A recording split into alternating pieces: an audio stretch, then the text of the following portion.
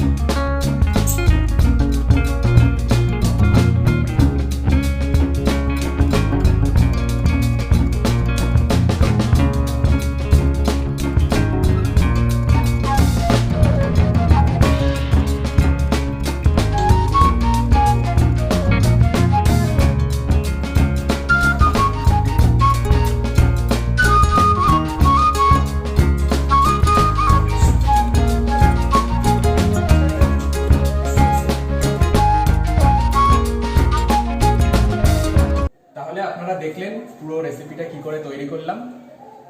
আপনারা এই সেম প্রসেসে আপনারা বাড়িতেও এটা বানাতে পারবেন। বাড়িতে বানানোর পর কমেন্টে অবশ্যই জানাবেন যে কীরকম তৈরি হলো, কেমন লাগলো খেতে আপনাদের। ভিডিওটা অবশ্যই দেখার পর লাইক করবেন, শেয়ার করবেন, সবাইকে এটা জানতে সাহায্য করবেন কিভাবে এই রেসিপিটা তৈরি হচ্ছে। আমার এই রেসিপিটা খেতে কেমন হয়েছে সেটা এখন আমি টেস্ট করব। তো আমি যখন টেস্ট করব সেটা আরেকটা ভিডিওতে আসছে। তো আপনারা অবশ্যই চ্যানেলটাকে সাবস্ক্রাইব করে দিন, যাতে এই খাবারটা কেমন হলো সেটা আমি যে খাচ্ছি টেস্ট করে বলবো সেটাও আপনারা দেখতে পারবেন যখনই আমি ভিডিওটা ছাড়ব। নমস্কার, ততদিন ভালো থাকবেন, ঘরে থাকবেন, সুস্থ থাকবেন।